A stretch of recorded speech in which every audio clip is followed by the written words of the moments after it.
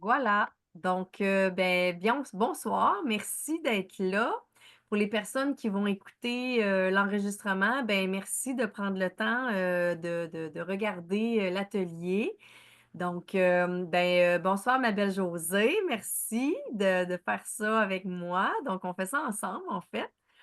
Donc, le thème, c'était l'atelier sur l'alimentation anti-inflammatoire. Donc, on va aborder vraiment, c'est des bases, hein, parce que, il y a des études qui poussent un petit peu plus plusieurs aspects, mais nous, on veut juste comme ouvrir un peu le sujet, pour que chacun, vous puissiez initier peut-être une réflexion, puis regarder un petit peu comment ça se passe de votre côté, mais c'est sûr qu'on peut toujours aller un petit peu plus loin. Donc, moi, je me présente, Sarah Doiron. Donc, je suis enseignante en biologie depuis près de 25 ans maintenant. Ça me fait drôle de dire ça, c'est un gros chiffre, là. Ouais, c'est ça. Les années, passent et Oui, s'accumulent. les années passent. Puis, je suis aussi massothérapeute et professeure de yoga et conseillère Arbonne depuis 1 an et demi. Donc, cette nouveauté-là, j'adore. Donc, c'est une belle découverte pour moi. Puis, le thème de notre atelier ce soir, en fait, l'alimentation anti-inflammatoire, c'est en fait moi, dans ma vie, j'ai commencé à m'interroger, puis à m'intéresser à ça, v'là plusieurs années. En yoga, on a une belle science qui s'appelle l'Ayurveda, qui m'a beaucoup, beaucoup parlé, puis avec lequel j'ai joué, puis j'ai appris énormément. Puis dans l'Ayurveda, on dit que l'aliment, c'est notre médicament. Alors, moi, ça m'inspirait beaucoup, puis j'ai commencé à regarder un petit peu de quoi je me nourrissais, hein, parce qu'on nourrit notre corps, on nourrit notre esprit, on nourrit toutes sortes de choses, mais dans le fond, notre corps, on l'habite, hein, c'est un peu comme notre temple. Donc, j'ai commencé à m'intéresser à ça, voir qu'est-ce qui me convenait, qu'est-ce qui me convenait moins. Puis aussi, avec le temps, avec l'âge, il faut bien le dire, notre métabolisme change. Et parfois, il y a des choses qu'on doit ajuster. Fait que moi, dans mon cas, j'avais commencé à réduire beaucoup, beaucoup, beaucoup les produits laitiers parce que ça me congestionnait énormément au niveau nasal, les chats dans la gorge et tout ça. Puis probablement aussi les rougeurs que j'avais sur les joues, c'était peut-être expliqué un petit peu par ça. Donc, on m'avait conseillé de réduire et j'ai vu une très, très, très grosse différence. Fait que j'ai fait: «Ah OK». Fait que là, ça a été le début d'une expérimentation. Et puis, en 2021, j'ai eu un diagnostic de cancer du sein qui m'a amenée à aller un petit peu plus loin pendant ma convalescence parce qu'on comprend que, l'origine des tumeurs, c'est multifactoriel, hein. Il y a beaucoup, beaucoup de pistes, il y a beaucoup de choses. Puis la science commence à amener différents paramètres pour mieux comprendre tout ça et l'inflammation ferait partie des différents facteurs qui pourraient initier ou créer un environnement qui est favorable malheureusement à la création de cellules tumorales. Donc, ça m'a intéressée un petit peu plus, puis je me suis dit, je pense que je peux aller plus loin dans mon alimentation. Alors là, aujourd'hui, moi, mon rôle va être de vous présenter un petit peu ce qui touche la biologie. Josée va probablement compléter des petites choses aussi, et aborder d'autres thèmes qui vont être, développés un petit peu par rapport à certains aspects de l'alimentation, ou de certains aliments et de vous présenter aussi des choses, des produits qu'on trouve vraiment pertinents et qui, ont changé des choses. En tout cas, pour moi, ça a changé beaucoup de choses. Josée pourra partager son expérience, elle aussi. Donc, première des choses, l'inflammation, c'est quoi? Donc, la réaction inflammatoire, c'est une réaction naturelle. En fait, ça fait partie des mécanismes de défense du corps humain. Donc, c'est une réponse qui est naturelle, qui est habituellement immédiate, qui est non spécifique. Ça veut dire que c'est pas dirigé contre quelque chose en particulier, mais plutôt assez général pour informer qu'il y a quelque chose qui va pas. Donc, les 2 picots ici qu'on voit, donc ça sert de signalisation qu'il y a eu une lésion quelque part au niveau des cellules, des tissus. L'autre chose, le but de la réaction inflammatoire, c'est de signaler, mais aussi d'éliminer, donc de mettre en branle des moyens d'aller éliminer justement ce qui a créé, la lésion, donc l'inflammation, ce qui est à la cause, à la racine de la réaction. Donc, ça peut être, des agents infectieux, ça peut être des substances, indésirables. Donc ici en bas, j'ai justement quelques exemples, les plus connus, des causes qui causent l'inflammation. Alors la blessure physique, évidemment, on s'est tous graffiné la peau, on a tous eu se mordre la joue ou, des choses comme ça, un ulcère d'estomac, tu sais, c'est des exemples de lésions physiques. Donc, une blessure physique qui brise les tissus. Un environnement qui peut être traumatique. Le mot traumatique, là, c'est simplement pour dire que ça crée des conditions vraiment très, très défavorables et qui créent des lésions cellulaires. Donc, des toxines, des polluants, des composés alimentaires irritants, et cetera. Il y a également aussi des micro-organismes. Donc, les micro-organismes, qui créent comme des infections, comme des virus, hein, un rhume, ça cause une destruction cellulaire de par leur multiplication et ça abîme et ça crée de l'inflammation. Les rhumes, les grippes, donc ça peut toucher les différents tissus selon les virus. Des bactéries, comme les bactéries gastriques qui causent les ulcères d'estomac. Ça peut être aussi des bactéries, sur la peau qui créent des éruptions, qui créent des troubles sur la peau, des infections de plaies et cetera, les parasites. Et les réactions auto-immunes. Donc ça, qu'est-ce que c'est? Je peux peut-être le simplifier un peu. C'est que parfois, hem, certaines substances peuvent se jumeler ou se combiner à des structures que l'on a dans notre corps. Habituellement, cette substance-là, toute seule, il n'y aurait aucune réaction ou des choses comme ça, mais dès que ça se combine, par exemple, à certaines protéines de la peau, certaines protéines de la muqueuse de notre système digestif à l'intérieur, ou encore dans le sang à certains composés sanguins, ça crée une nouvelle entité que le système immunitaire ne connaît pas. Puis il fait ah ah, intrus. Donc, il y aura une réaction inflammatoire, il y aura une réaction immunitaire qui va être beaucoup plus ciblée pour éliminer cette nouvelle composition-là, qui va vouloir être éliminée. Donc, les mécanismes vont si c'est quelque chose qui mettons qui est la muqueuse à l'intérieur de l'intestin, par exemple, ben la muqueuse va être attaquée parce qu'elle est combinée avec la substance qui crée cette nouvelle entité-là. Donc, on va dire auto-immune parce que l'immunité s'attaque à ses propres tissus, au soi, donc à ses auto-tissus. Fait que c'est ça un petit peu que ça veut dire. Maintenant, hem, les conséquences de l'inflammation, bien évidemment, dès qu'il y a des lésions cellulaires, ben il y a certaines substances de communication qui vont créer des signes, des symptômes que l'on connaît bien. Donc, on les appelle les molécules pro-inflammatoires. Donc, évidemment, ça crée le signal qu'il y a quelque chose qui ne va pas pour appeler à l'aide, un peu comme des appels 911. Et les signes que ça va faire apparaître, c'est rougeur, chaleur, édème ou enflure et la douleur. Ici, vu que notre thème, c'est sur l'alimentation, ben, on va parler peut-être un petit peu plus du système digestif. Donc, l'inflammation qui peut se créer au niveau de la muqueuse digestive, bouche, œsophage, estomac, intestin grêle, gros intestin, rectum, etc. Ben, c'est ça qui va s'inflammer et qui va devenir plus rouge, plus chaud, plus enflé et douloureux ou sensible. OK? Évidemment, on sait que la réaction inflammatoire peut toucher n'importe quel tissu du corps humain. Mais nous, on va parler peut-être un peu plus du système digestif, comme je vous disais. Donc, c'est pour ça qu'il y a un petit muscle qui est dessiné ici, une articulation et le gros intestin qui est là.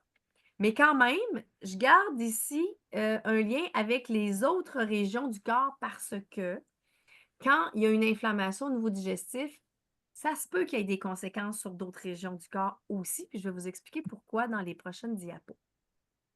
Donc, l'alimentation anti-inflammatoire, c'est quoi le principe en fait? Deux choses.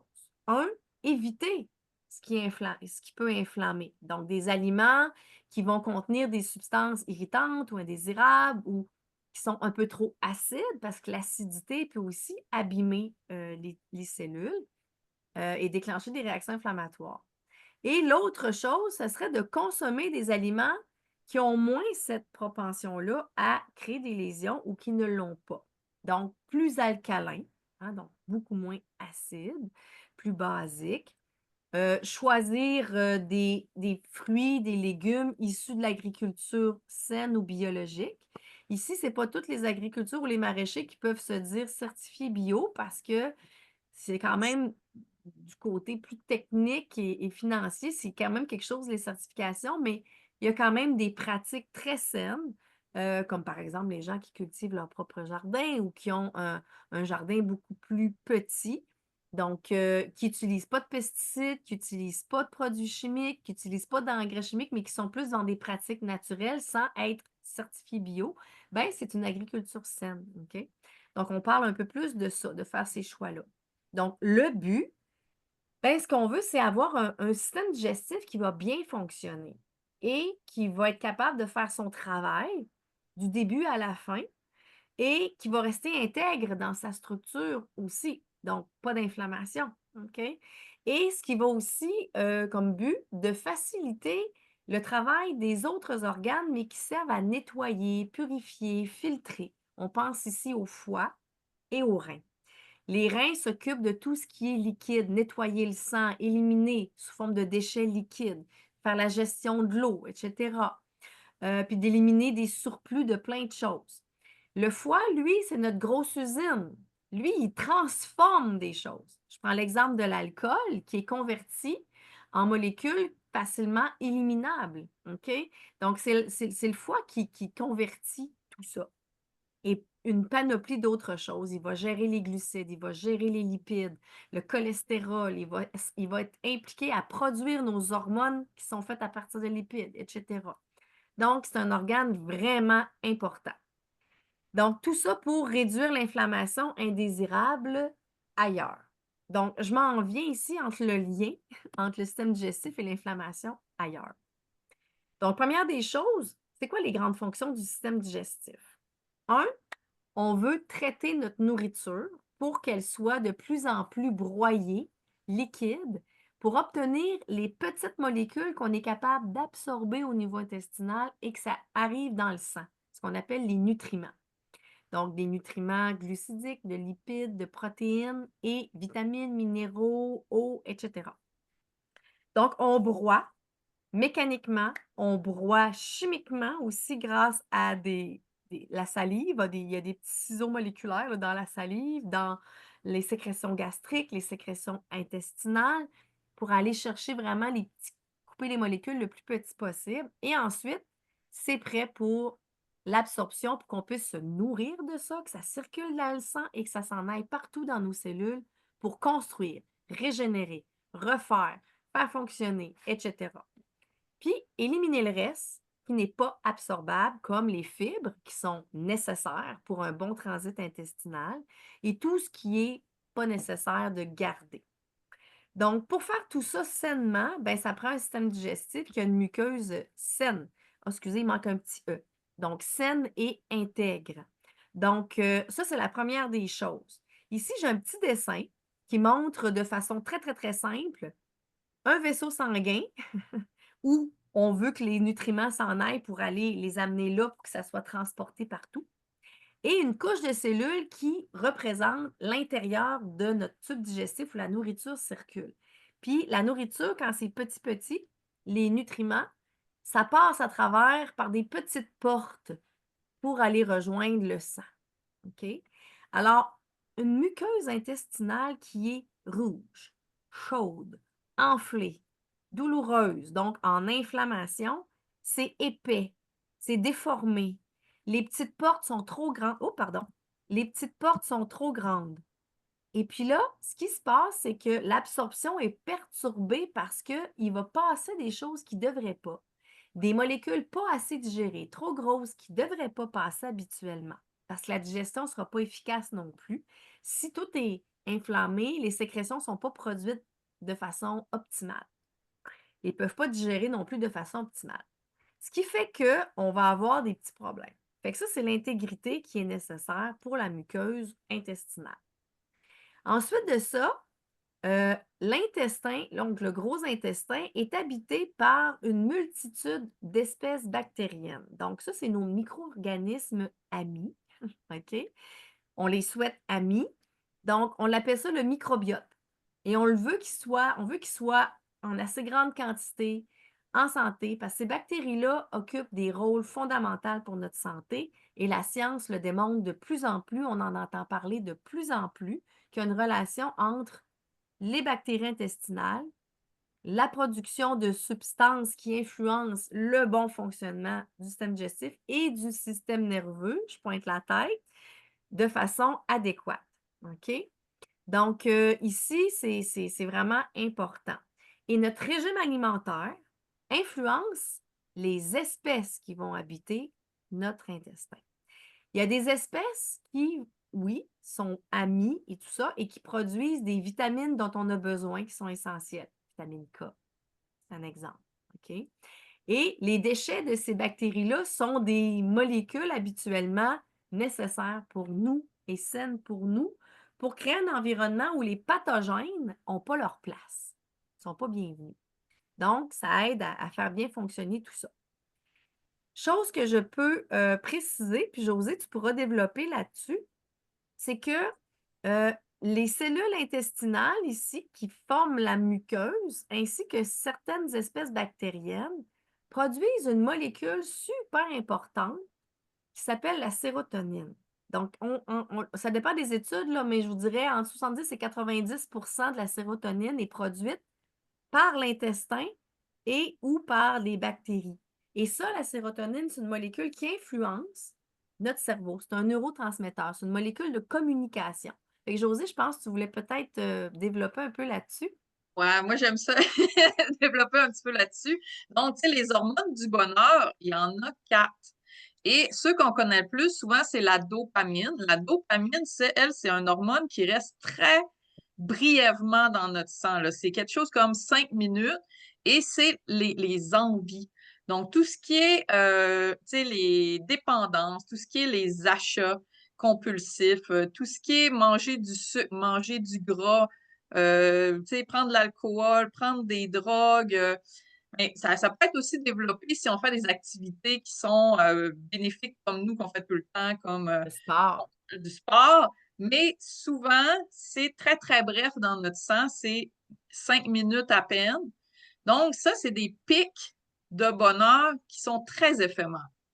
Après ça, il y a l'ocytocine. L'ocytocine, c'est l'hormone du bonheur, mais c'est l'hormone du bonheur qu'on appelle tu sais, le lien social.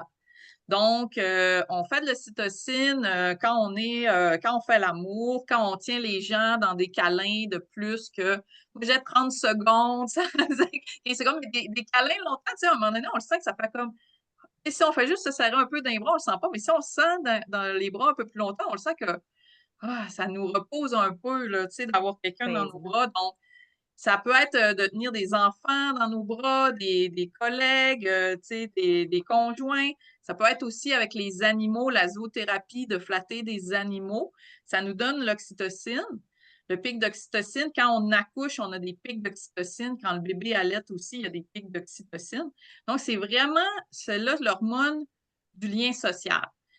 Et la sérotonine, mais c'est l'hormone du bonheur, mais c'est l'hormone du bonheur qui fait stable. Donc, plus on a une stabilité dans notre taux de sérotonine et plus on est capable d'avoir une humeur stable. Et c'est prouvé, donc moi, je n'ai pas dit qu'est-ce que je faisais encore, mais moi, dans le fond, c'est José Larouche et moi, je suis technicienne de laboratoire médical depuis 2004. Et maintenant, ça va faire 7 ans et demi que j'enseigne en technique de laboratoire médical au Cégep de Rimouski. Donc, et moi, j'ai travaillé la majorité de ma carrière en microbiologie. Donc, moi, les microbiotes intestinales, j'adore ça. J'ai lu souvent là-dessus. Et c'est vraiment les bactéries. Donc, il y a des bactéries qui sont pas très bonnes. Donc, les bactéries reliées à l'alimentation de la friture. Souvent, eux, les déchets qu'ils vont faire, ça va faire qu'on va avoir des tempéraments plus agressifs. Donc, il faut varier les aliments et manger des bons aliments plus neutres, moins frits et souvent varier les aliments dans ce qu'on prend, donc des légumes, des pâtes, de la viande variée. Puis plus on a des aliments plus proches de la nature et variés, plus on a un microbiote diversifié et sain qui va développer de la sérotonine à long terme. Donc, ça, c'est vraiment comme un point assez important. Je te relance la balle. Je pense que la Parfait. prochaine, ça pose à toi. Oui. Alors, allons-y avec les aliments justement qui sont, pro-inflammatoires, donc qui le favorisent et ceux qui le favorisent moins ou qui permettent de l'éviter ou de la réduire. Alors, moi, j'ai assisté, en 2024, à un congrès, heu, un sommet sur, la santé intégrative. Puis, il y avait une invitée, une conférence qui venait parler justement de l'inflammation chronique et elle mentionnait que l'inflammation serait la bougie d'allumage de la majorité des maladies chroniques. OK? Donc, j'en ai pas parlé tantôt, là, mais l'inflammation, elle peut être aiguë, puis elle peut être chronique. Aiguë, ça veut dire que c'est assez court en termes de manifestations, puis, ça se résorbe, puis assez facilement quand on arrive à éliminer, la substance d'origine qui l'aurait causée. Mais l'inflammation chronique, elle, c'est à plus de 2 semaines minimum, donc dans certaines, informations scientifiques. Donc on dit que c'est chronique à partir de 2 semaines et plus de manifestations d'inflammation. Ce qui fait que c'est quand même, il y a quand même ça cause toutes sortes de choses, des problèmes, au niveau vasculaire, ça peut être des problèmes au niveau musculaire, articulaire. Tout simplement parce que tantôt, je vous disais que quand la membrane de l'intestin, elle est inflammée puis qu'il passe des choses à travers qui ne devraient pas, ce qui passe à travers, ça se retrouve dans le sang puis ça peut aller se loger ailleurs. Donc ça peut être ailleurs dans les articulations, ailleurs dans la peau, ailleurs dans les muscles, ailleurs, tu sais? Et là, ça crée des réactions où ce qu'il y a des choses étrangères qui ne devraient pas se retrouver là et qui vont déclencher des réactions inflammatoires, heu, indésirables dans d'autres régions du corps. Voilà. Donc, c'était vraiment intéressant cette conférence-là, ce qui fait qu'il y a différentes listes, hein, qui existent, par rapport aux aliments qu'on dit pro-inflammatoires. Ça peut être variable. Ce qui fait qu'ici, j'énumère une liste qui est non exhaustive, qui est quand même ouverte, mais c'est les grandes tendances de ce qu'on connaît. Donc, la viande rouge en grande quantité, ça ne veut pas dire que si vous mangez de la viande rouge une fois, 2 fois par mois, que ça va être un problème. Je pense pas, OK? Les produits laitiers, puis ça, on va en parler tantôt. Il va y avoir une petite précision sur le pourquoi, OK? Donc, selon les protéines laitières, là, on va préciser ça. Le gluten et les farines raffinées, ça aussi, on va en parler. Aliments riches en oxalates. Donc, les oxalates, ce sont des molécules qu'on a dans des fruits, des légumes, donc les épinards, les noix, tout ça. C'est pas mauvais en soi, c'est juste que quand ça se combine avec des sels, comme par exemple le calcium, ça crée des cristaux. Et le cristal qui se forme, il est en forme de petites aiguilles. Ce qui fait quand il y en a trop qui se forment, puis que ça se loge et que ça se dépose dans certains tissus, comme par exemple la tubulure microscopique des reins qui filtre le sang pour faire notre urine, ben ça crée des calculs rénaux, des pierres aux reins, tu sais. Ça, c'est un exemple qu'on connaît, OK? Mais il y a d'autres exemples là, qui sont liés aux oxalates. Ce qui fait que de connaître les aliments qui en contiennent plus, ben si on varie bien notre alimentation, on arrive à long terme à éviter qu'il y ait trop de sels d'oxalates là, qui se forment, puis c'est correct. Le café en grande quantité, le café est pas mauvais en soi. Il y a des belles vertus, mais c'est l'excès, qui crée peut-être aussi un peu comme la dépendance. Donc, c'est quand même, un grand stimulant du système nerveux de vigilance, mais aussi c'est très acide du café. Alors on sait que trop d'acidité peut créer des petites lésions puis des foyers inflammatoires dans le corps. Sucre ajouté et transformé. Là, ici, c'est des dépôts, c'est des associations avec, des molécules. Donc, ici, je fais une parenthèse. Hem, parmi les sucres, donc, quelqu'un qui aurait une condition diabétique, OK? On veut stabiliser ce qu'on dit sa glycémie, donc son taux de glucose, sanguin, qui est un des glucides. Toutes les glucides qu'on mange, on les convertit en glucose là, pour que ça puisse maintenir notre glycémie qui est obligatoire pour produire de l'énergie, hein, avoir de l'énergie, tout ça. Mais chez les diabétiques, on suit aussi quelque chose dans le sang, c'est-à-dire l'hémoglobine glyquée, c'est-à-dire associée au glucose. Donc l'hémoglobine, c'est une une protéine importante qui permet de transporter l'oxygène à nos cellules et tout ça, puis c'est nécessaire, c'est obligatoire d'avoir ça. Mais quand il y a un problème d'une trop grande glycémie, puis que le glucose se fixe à l'hémoglobine, on appelle ça de l'hémoglobine glyquée. Fait que c'est un exemple de conséquence, OK? D'avoir une consommation en sucre raffiné trop élevée, fait que ça va élever les taux de glycémie trop élevés, trop souvent. Ben, on va faire attention, puis ça peut même se déposer sur la paroi des petits vaisseaux au niveau des yeux, des reins. Alors, beaucoup de diabétiques dont la glycémie n'est pas contrôlée ont des problèmes circulatoires au niveau des extrémités, des yeux et tout ça, à cause de ça. Bref, le sucre ajouté, donc modéré dans les choix des glucides, les aliments avec des indices glycémiques bas vont être vraiment comme une belle orientation à prendre ici. Transformer, tout simplement parce que c'est pas naturel. On essaie de manger le plus proche de la nature possible. Et ici, dernière chose, des aliments ultra transformés, donc de se préparer nos repas ou d'opter pour des beaux petits restaurants ou des petites boutiques qui font des mets préparés le plus proche maison possible. Donc, c'est des belles solutions. L'autre côté, ben là, on va rentrer sur ce qui est la réduction de l'inflammation. Donc, des fruits, des légumes. On propose vraiment de manger beaucoup de fruits, beaucoup de légumes. On parle ici du 5 à 7 portions par jour, mais ça peut être plus élevé encore, c'est encore mieux. OK? La seule chose, c'est que nos fruits et légumes, il y en a qui sont acides, puis il y en a qui contiennent des pesticides et tout ça. On va en parler tantôt. Donc, on essaie de choisir ce qui va être alcalin, ce qui va être, vert, le plus de couleurs différentes possible pour aller chercher les variétés de molécules nutritives, vitamines, antioxydants, les plus variés possibles parce que notre corps en a besoin. Les prébiotiques, tout simplement, c'est des fibres. Donc, c'est la nourriture des fameuses bactéries amies de l'intestin dont on parlait tantôt, le microbiote. Et les grains entiers, tout simplement parce que ça aide le système digestif à bien transiter son contenu, mais aussi à bien nourrir le microbiote. Condiments et épices anti-inflammatoires, ben ici, on va parler d'épices comme curcuma, cumin, anis étoilé, poivre noir, cannelle, clou de girofle, carvi, et cetera. OK, j'en oublie gingembre, le gingembre excellent, qui sont, anti-inflammatoires.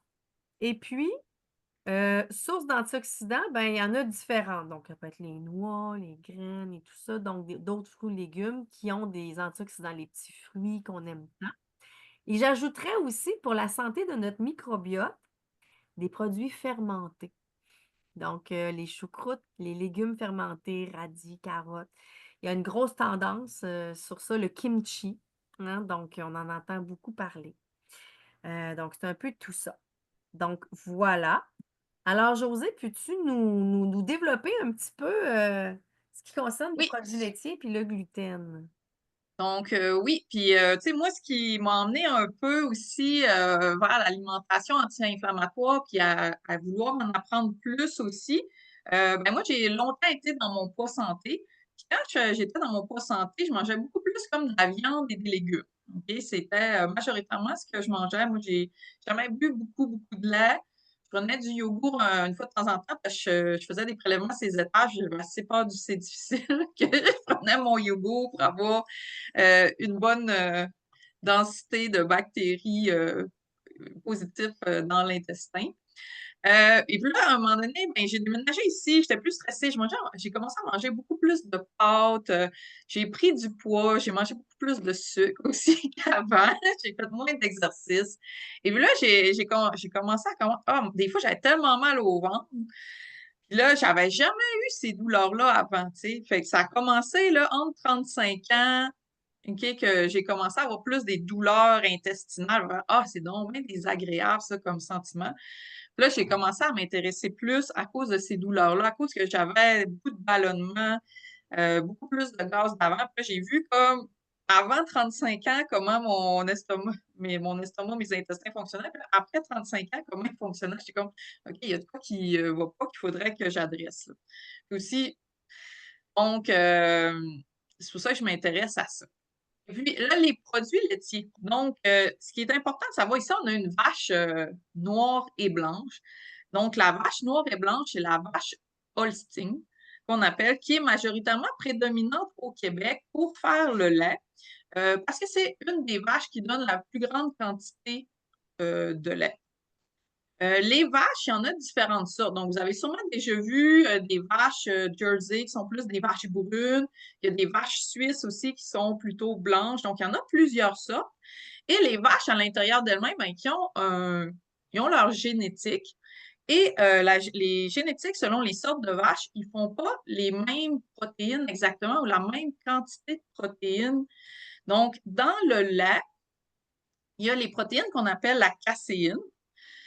Et tout dépendant de la quantité de kappa-caséine ou les gènes A1 ou les gènes A2 de caséine que les protéines les vaches produisent en protéines, mais ça va faire que c'est un lait plus inflammatoire par rapport à d'autres sortes de vaches, comme la vache Holstein, malheureusement, elle donne beaucoup de lait, mais elle a beaucoup de protéines A1 de caséine, donc plus élevées que d'autres sortes de lait.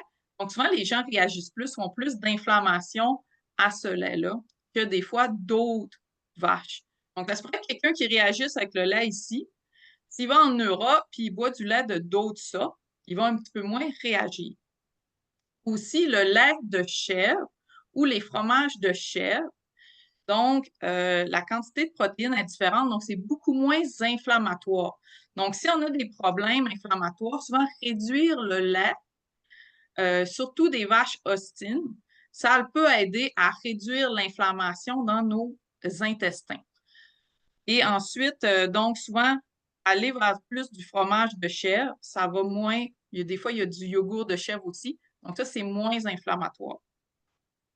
Donc, ça, c'est pour les vaches. Puis, il faut différencier du lactose, parce que le lactose, c'est du sucre. Donc, le lactose, c'est du sucre, c'est une molécule de sucre qui a deux monomères et ça donne, en coupant, ça nous donne le glucose, ça nous donne de l'énergie. Donc, intolérant au lactose, c'est une chose, c'est par rapport au sucre qu'il y a dans le lait. Et on a besoin de l'enzyme lactase qui va couper la molécule pour qu'on la digère bien. Donc, ceux qui sont intolérants au lactose, habituellement, c'est parce qu'il y a un problème avec leur enzyme lactase qui coupe le lactose. Donc, ça, c'est pour les sucres. Mais l'inflammation, c'est surtout relié à la quantité de protéines et à la quantité de caséine A1 qui est contenue dans le produit laitier. Donc, c'est deux choses différentes. Aussi, le gluten. Donc, le gluten, on en entend parler beaucoup plus ces temps-ci. Donc, le gluten, c'est une protéine et ça donne de la pesanteur à de la farine. Et là, présentement, OK, qu'est-ce que ça donne aussi quand on fait du pain avec cette protéine-là? S'il y en a un bon pourcentage dedans, ça fait que le pain est plus élastique, il se conserve plus longtemps, il est plus moelleux. Donc, quand on veut faire du pain mou, OK, qui n'a pas de croûte dure autour, donc on veut de la farine qui a un haut taux de gluten. Mais si on fait des pains plus à l'ancienne, avec des croûtes dures, avec des grains, donc là, on n'a pas besoin d'avoir beaucoup de gluten à l'intérieur. Et là, présentement, avec l'agriculture commerciale, comme c'est pesant la farine et on fait beaucoup souvent du pain sandwich, tu sais, des pains qui n'ont pas de croûte, tu sais, qu'il faut qu'ils soient moelleux. Donc, on demande pour que la farine soit de grade alimentaire qu'il y ait au moins 14 de gluten dans la farine. Puis avant les gens, là, quand ils allaient chercher le farine dans le champ, ben, ils vérifiaient pas qu'il y avait tant de pourcentage de gluten. Donc, la farine artisanale a souvent moins de gluten à l'intérieur. Et il y a des types aussi de farine qui ont beaucoup moins de gluten. Donc, c'est pour ça, à cause des types aussi, présentement, la demande d'un certain pourcentage de gluten à l'intérieur de la farine, il y a plus de gens qui développent des intolérances avec le gluten parce qu'il y en a beaucoup plus dans la farine présentement que dans l'ancienne farine plus artisanale. Aussi, donc, les engrais. Donc, souvent, les engrais, pour faire pousser, donc, on va dire qu'il y a besoin d'éléments majeurs et on a besoin d'éléments mineurs dans la terre que les plantes ou les arbres vont se nourrir et qui vont transmettre à les fruits et les légumes qui font croître. Donc, les éléments majeurs, c'est souvent l'azote, le phosphore, le potasse. Donc, azote, phosphore, potasse, on entend souvent parler, même potasse, on a entendu parler avec les tarifs avec les États-Unis. Donc, c'est un engrais majeur. Et normalement, dans la terre, ou quand les gens engraissent leur terre avec du fumier, il va aussi avoir des éléments mineurs qui sont comme le magnésium, le cobalt, le zinc. Donc, d'autres éléments qui sont essentiels à notre corps, mais qui sont en beaucoup plus petite quantité. Et là, les engrais, ça coûte assez cher pour les agriculteurs. Donc, souvent, vu que les plantes vont pousser comme il faut avec l'azote, le phosphore, le potasse, ben, ils vont acheter ces trois engrais-là. Donc, souvent, les fruits ou les légumes de l'agriculture qui est plus industrielle, donc, ils vont avoir les éléments majeurs à l'intérieur d'eux, mais souvent, ils vont manquer d'éléments mineurs. Donc, ils vont en avoir beaucoup moins qu'avant qu'on faisait des jachères, qu'on variait plutôt les fruits, les légumes qu'on faisait pousser dans notre jardin. Donc, des fois, les fruits et les légumes, c'est pour ça qu'on dit que des fois, ils manquent de nutriments par rapport à avant. OK? Donc, souvent, c'est à cause des engrais qu'on décide d'utiliser, on utilise juste de payer les majeurs. Donc, il manque les éléments mineurs à l'intérieur des fruits et des légumes. Et parfois aussi, dans l'agriculture commerciale, donc, des fois, ils cueillent les fruits et les légumes avant que les fruits et les légumes soient arrivés à terme. Et les fruits et les légumes, ils mûrissent à terme dans l'avion qui les transporte jusqu'à l'endroit de vente, dans les camions. Donc là, c'est sûr que s'ils ne sont pas cueillis non plus à terme, ben, il manque des vitamines, il manque des éléments nutritifs à l'intérieur des fruits et des légumes. Donc ici, c'est la liste. Donc, les 12 sales et les 12 propres. Donc, c'est des Mhm. listes. Si vous cherchez sur Google, ils vont vous sortir les listes. Ça varie des fois un petit peu d'une année à l'autre, mais c'est majoritairement les mêmes qui restent. Et moi, je me suis rendu compte que quasiment tous les fruits que je préférais, OK, les fruits et les légumes que je préférais, ils faisaient toutes partie de la liste des 12 sales. Et qu'est-ce que c'est ça? C'est les fruits et les légumes, les douceurs qui ont le plus de pesticides lors de l'agriculture. Donc, les fruits ont le plus de pesticides quand on les achète à l'épicerie. Donc, si on veut investir bio, comme ça coûte cher en panier d'épicerie, mais c'est ces 12-là que c'est le mieux d'investir bio pour s'assurer qu'il n'y ait pas de pesticides. Donc, souvent, c'est si vous voyez, bon, les fraises, les pêches, ça vous est sûrement déjà arrivé. Moi, ça m'est arrivé plein de fois. Tu achètes le panier. Même à l'épicerie, il faut que tu surveilles qu'il n'y ait pas de moisissure dessus. Puis là, des fois, tu arrives à la maison, tu l'as mis juste, tu n'as pas fini de le manger, puis le lendemain, tu sors, puis il y a de la moisissure à l'intérieur. Donc, ça nous est sûrement tous déjà arrivé. Et souvent, les pêches, les poires, les pommes, donc quand ils mouillent, il va y avoir beaucoup de moisissure qui peut pousser. Donc, ils vont devoir mettre des pesticides avant la pluie, des pesticides après la pluie. Et donc, c'est des fruits souvent qui ont beaucoup de moisissure qui va pousser à l'intérieur. Donc, ils sont obligés de mettre des pesticides pour contrer les mycoses, la croissance des mycoses. OK? Et souvent, des chaires poreuses aussi, comme les fraises, ben, ça fait que ça reste plus à l'intérieur. Ceux qui sont proches, les fruits aussi qui sont proches de la terre, ben, il y a plus de chances d'avoir des mycoses. Donc, ils utilisent plus de pesticides. Et c'est des fruits et des légumes, souvent qu'on mange l'écorce, qu'on mange la plure, et que la plure est mince, donc les pesticides rentrent à l'intérieur du produit. Donc, si on regarde, il y a les fraises, les épinards, le chou kale, les raisins, les pêches, les poires, les nectarines, les pommes, les poivrons, les cerises, les bleuets, les haricots verts. Donc, ça, moi, vraiment là-dessus, dans sa liste-là, moi, je mange vraiment presque tous ceux-là. Donc, si on a de l'argent de plus, ben, c'est ceux-là, ça serait le mieux d'acheter bio. La liste des 12 clean, ben, ceux-là, là, perdez pas votre temps à acheter bio, ça sert à rien. un petit peu. Donc, on utilise soit beaucoup moins de pesticides parce qu'il y a moins de contaminants sur ces fruits et légumes-là, ou la peau est plus dure, les pesticides ne rentrent pas, s'accrochent pas à l'intérieur. Ou des fois, tu sais, comme le chou en 10, ben on enlève 2, 3 épaisseurs de feuilles extérieures, mais on a enlevé ce qui est en contact avec les pesticides. Et donc, les 12 clean, achetez pas ça bio, ça vaut pas nécessairement la peine, OK? Parce que justement, les pesticides ne rentrent pas à l'intérieur, on les rentre pas. Donc, les avocats, avec la peau, donc on mange pas la peau et la peau fait que ça rentre pas à l'intérieur. Les épis de maïs, donc le fait qu'on doit éplucher les épis de maïs, on ne consomme pas les pesticides s'ils en ont utilisé. Les ananas, donc ça aussi, la peau est dure, ça nous protège. Les oignons, OK? La papaye, les pois, donc les pois sont dans une cosse, donc comme on enlève la cosse, les pois sont corrects. Les asperges, le melon d'eau, les kiwis, les choux, les melons miel, j'ai mélangé les deux, mais bref, les champignons, les mangues, les pommes de terre douces et les carottes. Donc, ceux-là, on peut acheter non bio et ça ne changera pas. Il n'y a pas particulièrement beaucoup de pesticides qui rentrent dans ces fruits et ces légumes-là.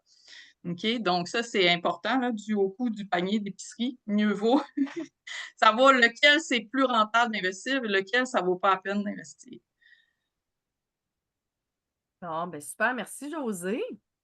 Donc, nous, dans notre expérience, évidemment, c'est sûr, on vient de parler de sol, on vient de parler de mûrissement et tout ça, puis de pesticides, mais c'est sûr qu'on sait que, mettons, manger une carotte aujourd'hui, ben, faudra en manger peut-être, je sais pas combien, j'avais déjà vu une publication là-dessus, il fallait en manger peut-être une vingtaine pour avoir le même équivalent nutritif que d'une seule carotte. Bref. En tout cas, nous, on a découvert quand même, moi, j'ai eu l'occasion, en tout cas, de découvrir des produits qui me permettaient d'aller chercher peut-être un supplément de nutriments ou une variété en fruits et légumes supplémentaires, qui me permettait aussi d'aller chercher d'autres choses. Fait qu'on vous en présente quelques-uns, OK, juste pour que vous puissiez les connaître. Donc, je sais pas, Josée, voulais-tu Ouais, j'ai tout ça les là. présenter? Oui? Fait que là-dedans, on en a qui sont en lien avec les fruits et légumes, évidemment. On en a avec des quantités, mettons, d'aller chercher un apport en protéines aussi.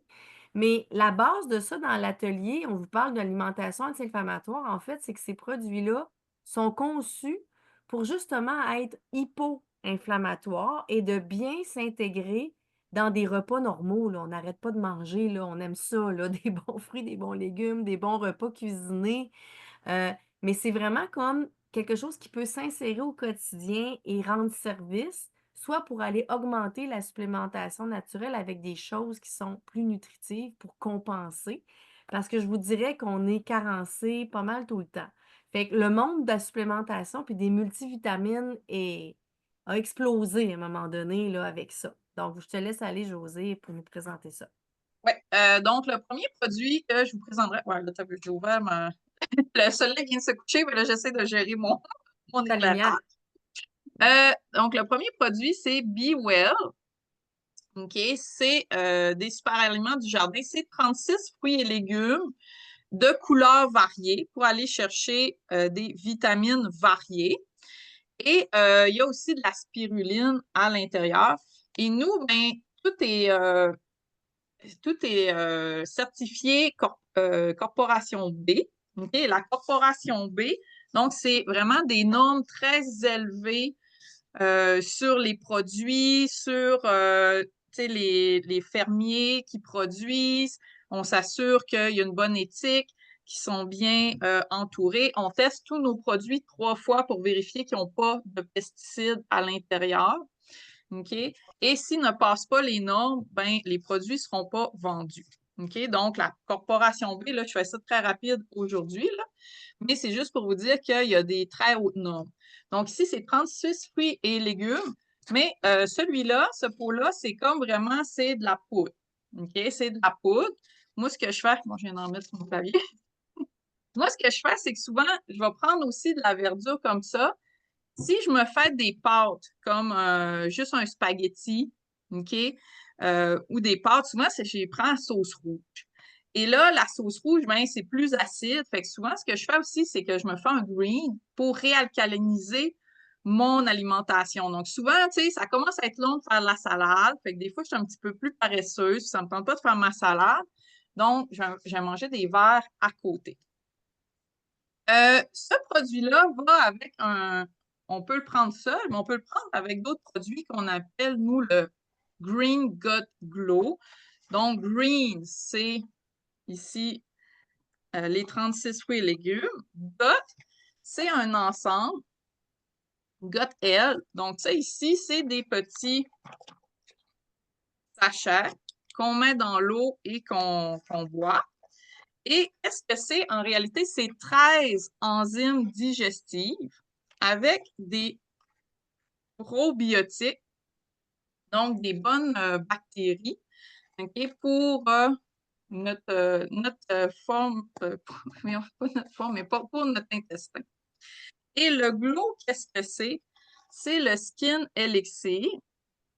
Et donc, ça ici, c'est de la biotine. Et la biotine, ça l'aide à faire notre collagène. Et notre collagène, on en a dans tous les tissus conjonctifs du corps.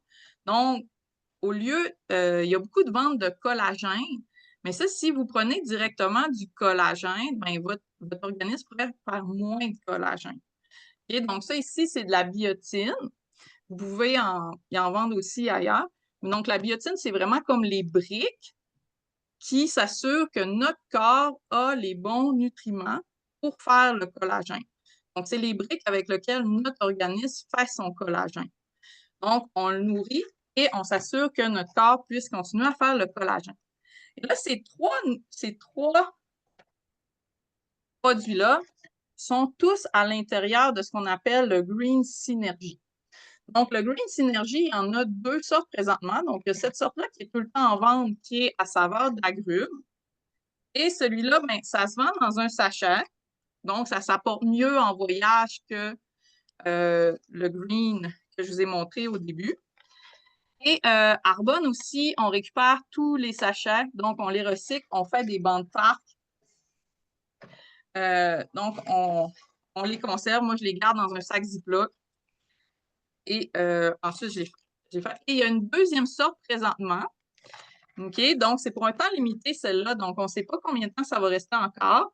C'est açaï et pomme grenade. Et moi, sérieusement, ben, c'est mon préféré, c'est celui-là ici.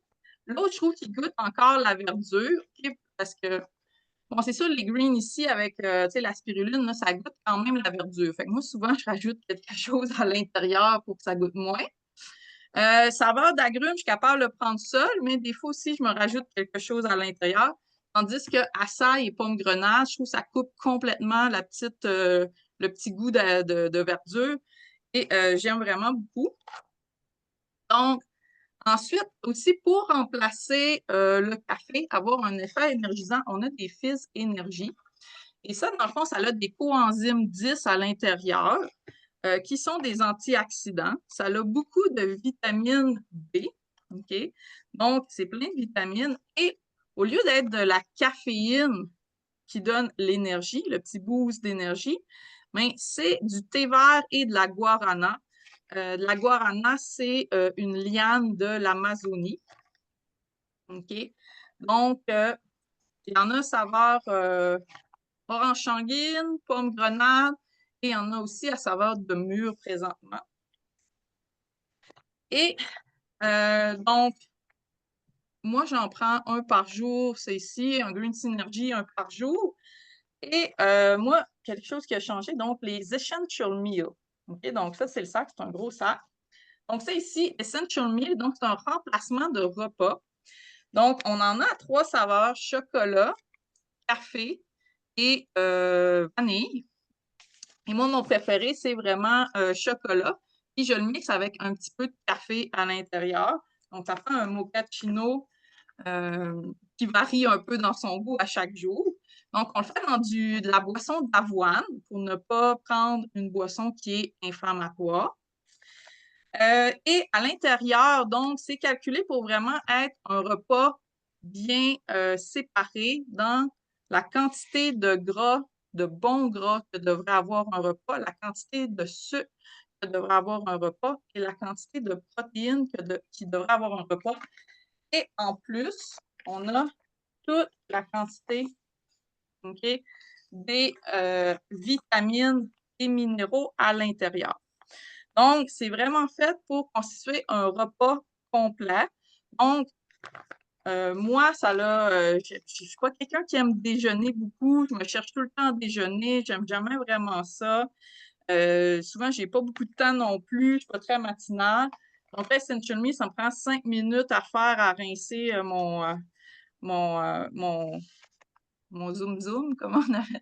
Mon mixeur, Comme mon ça. mixeur dans lequel je fais mon shake. OK? Et sérieusement, c'est très bon. Puis même le chocolat, c'est pas trop sucré, là. Ça a vraiment un bon goût.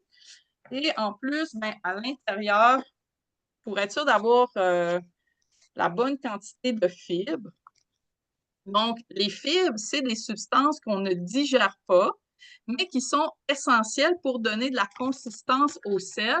Et là, notre intestin, ça fait qu'il est plus facile de faire le péristaltisme et de faire avancer le bol alimentaire dans les intestins quand il y a une bonne quantité de fibres à l'intérieur. S'il n'y a pas assez de fibres dans nos intestins, ça fait trop travailler les intestins. C'est comme si c'est trop mou, ce qu'il y a à l'intérieur. Puis si on n'a pas ou ça peut être trop dur. Donc, si on est constipé, mais là, c'est trop dur. Et là, il faut qu'il force contre un bol qui est trop dur et qui avance pas. Donc, il y a vraiment une quantité de fibres à prendre par jour. Donc, souvent, nos alimentations, on manque de fibres. Alors, moi, en plus, ben, j'ajoute les fibres dans mon shake le matin. Ça se fait très bien. C'est de la poudre blanche. En plus, ça goûte bon. Euh, et ici, ben, c'est des prébiotiques. Donc, c'est aussi les fibres, ça va nourrir les bonnes bactéries aussi dans notre intestin. Donc, c'est très bon pour notre santé intestinale. Est-ce que c'était clair tout ce que j'ai dit? As-tu des choses à rajouter, Sarah? Ah ben non, c'est super. Ben, en fait, tu sais, non, j'ai rien rajouté sur les produits eux-mêmes. Ça fait un petit peu le tour aussi de ce qu'on voulait vous présenter, tu sais, le côté biologie, comprendre le système digestif. Fait que dans le fond, ces produits-là, c'est pour compléter notre nourriture. Puis, tu sais, d'abord, bien manger avec la nourriture que l'on a, tu sais. Puis voir dans notre régime alimentaire ce qui nous convient, ce qui ne nous convient pas. Puis, moi, dans mon expérience, j'avais, dans ma convalescence après la chimiothérapie et tout, tu sais, mon corps avait à se refaire et j'avais consulté une naturopathe et elle me faisait, prendre des herbes qui étaient vraiment géniales, tu sais, puis qui m'ont fait beaucoup, beaucoup de bien. Mais à un moment donné, ce goût-là, mon corps voulait comme plus le prendre. Puis là, c'est dommage parce que ça me fait du bien, mais je voulais continuer de prendre ça parce que je crois beaucoup à la phytothérapie. Et ces produits-là, c'est des produits conçus avec des plantes. Donc, le fondateur, c'est un herboriste, hein, c'est un phytothérapeute qui a voulu mettre accessible à des gens beaucoup de produits. Fait que oui, on vous parle de produits de nutrition, mais il y a des produits cosmétiques pour le visage, le corps et tout, même du maquillage hyper nourrissant pour la peau. Mais ce que je veux dire, c'est que moi, il a fallu que je me tourne vers autre chose parce que je voulais continuer de prendre ces herbes-là, c'est pour avoir les bénéfices. Puis avec Arbonne, j'ai pu trouver ce qui pouvait bien s'intégrer dans mon quotidien, puis avec, mon alimentation. Puis moi aussi, je me suis mis à prendre mon shake et tout ça. Fait que ça a été, une grosse surprise parce que je pensais pas moi, je pensais que je mangeais bien, puis diversifié, puis tout était beau, puis que j'avais tout ce qu'il fallait. Mais en commençant à prendre la phytothérapie avec ma naturopathe et de continuer avec ces produits-là, j'ai vu une différence incroyable dans mon énergie, dans mon sommeil, dans la façon dont je me sentais. Je dis: «Coudon, j'étais carencée puis je le savais pas, mais pourtant je mangeais à peu près tout, très, très varié, beaucoup de fruits, beaucoup de légumes». Fait que, grosse surprise, fait que ça a été une petite leçon, une petite leçon pour moi. Puis, j'ai adopté, j'ai vraiment adopté, ces produits-là. Voilà.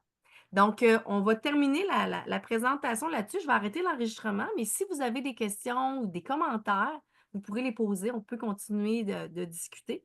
Je vais juste, mettre ça sur, pau ben, arrêter, donc arrêter l'enregistrement.